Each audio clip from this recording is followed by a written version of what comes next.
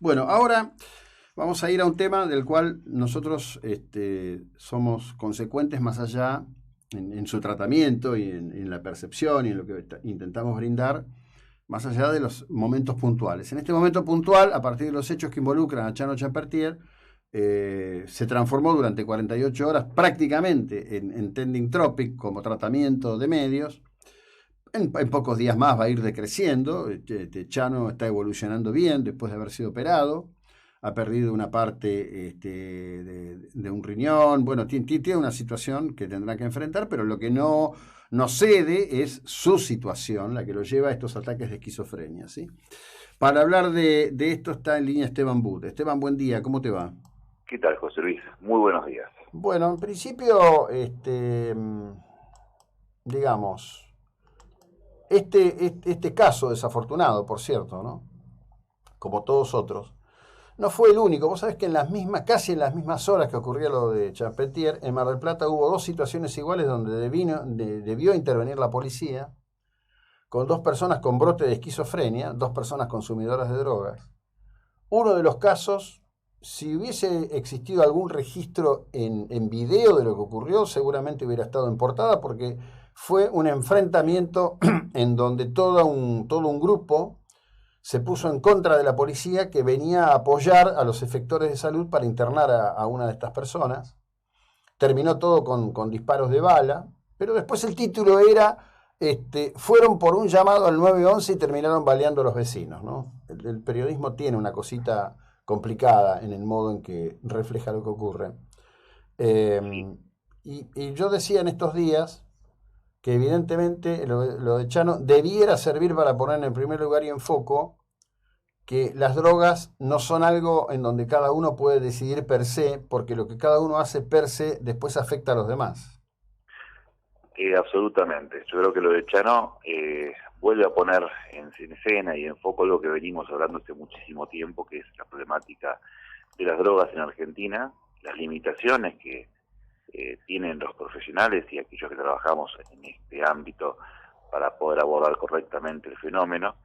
Y también algo que va a suceder lamentablemente, que es transcurrido este momento mediático, el tema se va a apagar y vamos a volver nuevamente a las problemáticas en silencio que aquejan a tantas familias. Las políticas públicas en Argentina, con el tema de la prevención y el tema de las políticas sobre drogas, vienen siendo muy reactivas, ¿no? O sea, necesitamos un fenómeno, un episodio mediático para poder movilizarnos, debatir, y una vez que este fenómeno se acalla, termina silenciándose. Pasó con Time Warp, ¿vos te acordás? Ujú. El tema del consumo de drogas sintéticas. Sí. Pasó claramente con el caso Piti Álvarez, que para mí, Ujú. si cambiamos el nombre, si en lugar de Piti ponemos Chano, es exactamente lo mismo, solamente que digo acá, no hubo una víctima o no hubo un daño a terceros, y ahora estamos hablando de Chano.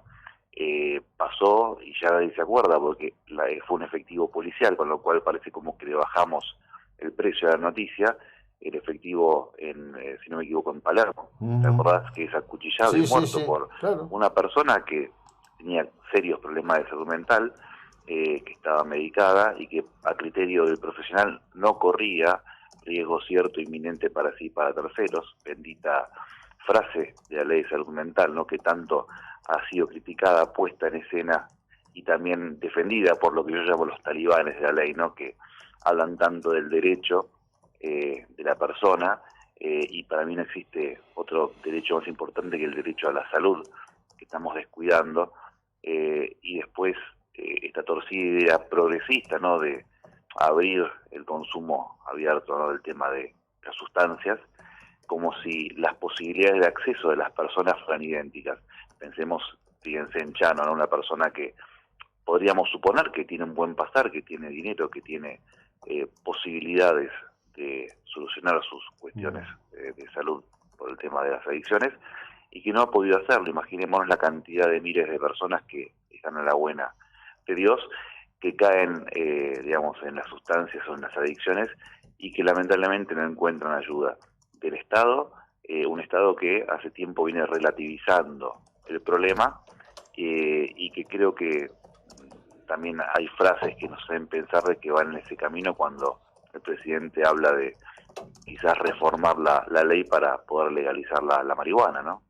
Bueno, hay, yo diría, algunos aspectos de la política que también hemos conversado en otra oportunidad y no está de más recordar que son justamente algunas cuestiones. En la provincia que gobierna Gerardo Morales, en Jujuy, su hijo lleva adelante uno de los emprendimientos de granja de marihuana más grandes del continente sudamericano en términos legales, ¿no?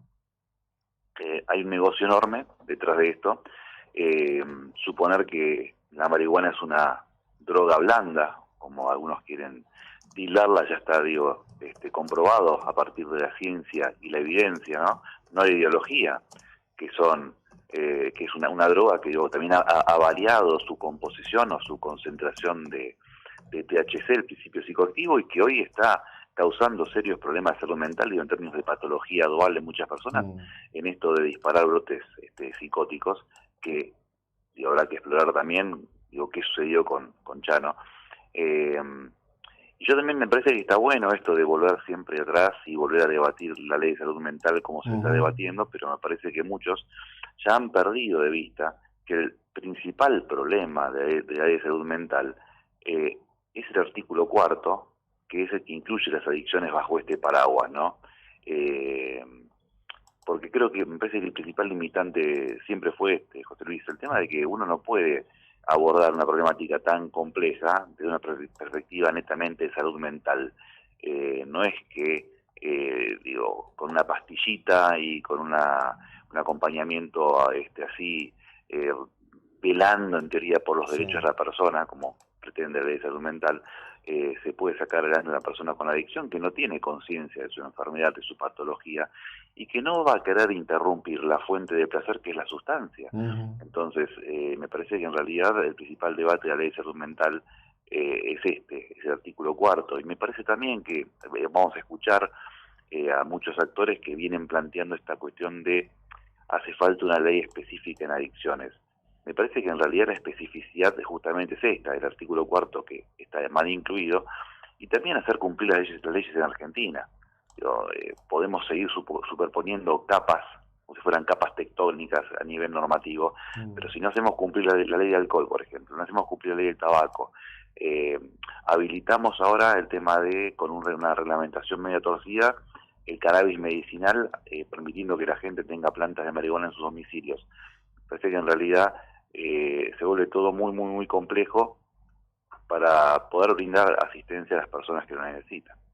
Claro, ahora, tres o cuatro cosas. Me voy a repetir en una, y a veces me agoto yo mismo, digo, porque me cuesta creer que no se vea o no se quiera decir, la verdad que no sé por dónde optar. La ley de salud mental de la Argentina está inspirada en las Reaganomics. Un dato central de las Reaganomics fue el cierre de los institutos de salud mental en Estados Unidos que dio lugar al fenómeno de los homeless.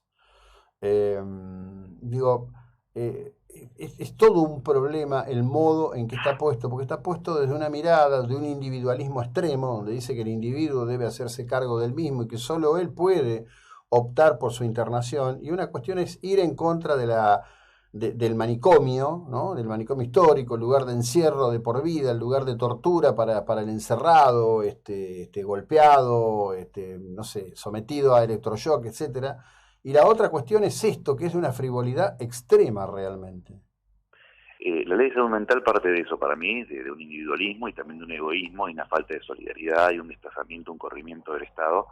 Para empezar, me quiero remitir también, José Luis, a un debate que se dio hace 12 años, 11 años, que yo lo recordaba, y me parece que a esta altura se puede contar, en tiempos en que se estaba pergeñando esta ley, que en su momento el titular de la Cedronar mantuvo un encuentro con quien era referente o jefe de bloque del FPV en senadores, por ejemplo de Miguel Pichetto, y Miguel Pichetto le narraba las consecuencias nefastas de la ley de salud mental en su provincia, Río Negro, una provincia que en su momento avanzó en esta cuestión de el cierre de manicomios, y Pichetto le decía a Granero que se quedara tranquilo, con una ley totalmente torcida, que no iba a salir, y que su experiencia en la provincia era que, bueno, era nefasta con esto de los homeless, con esto de esa situación de calle, y con esto de tener a los locos muriéndose de frío a la intemperie en la provincia como Río Negro. Claramente algo pasó en el medio para que se sancionara una ley sin debate, sin participación de los actores, y también con un profundo odio en términos profesionales, porque es una ley que fue concebida por, digamos, una perspectiva de psicólogos, dejando afuera a los psiquiatras, ¿no?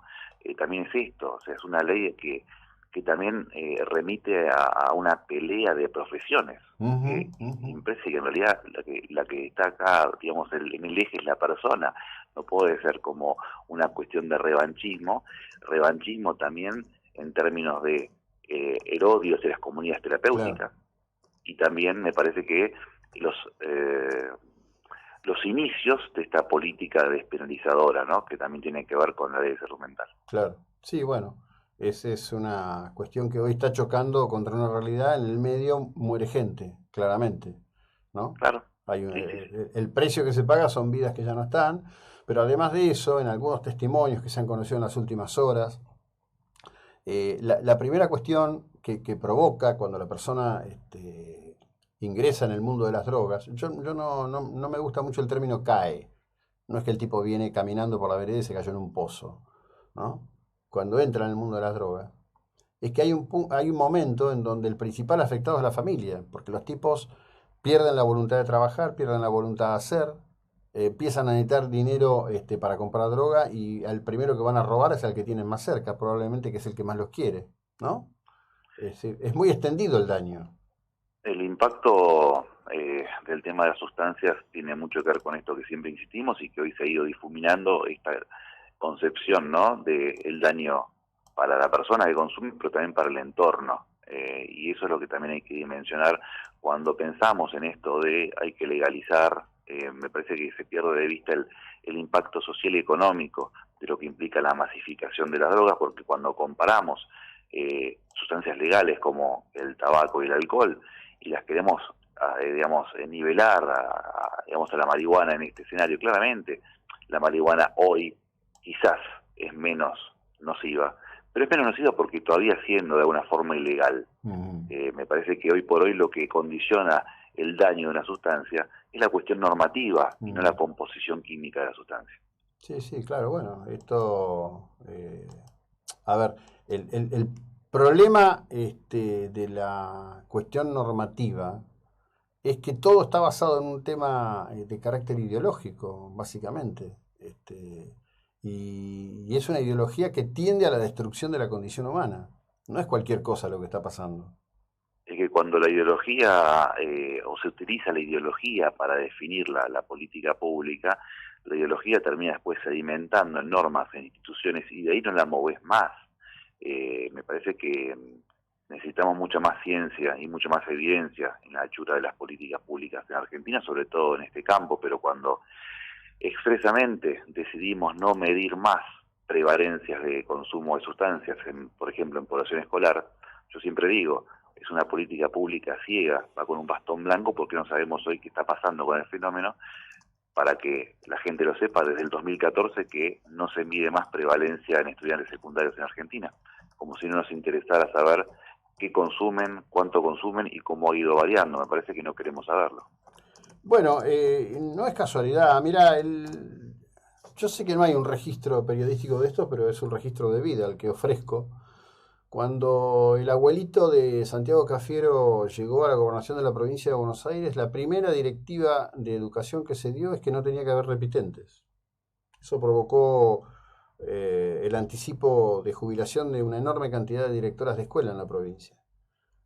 No es casualidad esto. A ver, yo lo digo brutalmente. Iletrado y drogado, material maleable. No es cualquier cosa. No es cualquier cosa. Así que bueno, Esteban, como siempre, te agradezco enormemente, que tengas una buena jornada. A vos, José Luis, abrazo grande. Hasta luego, Esteban But. Estamos hablando de esto, que debe ser una cita no casual ni fruto de un momento determinado, sino una cuestión de carácter permanente en nuestro modo de pensar la sociedad.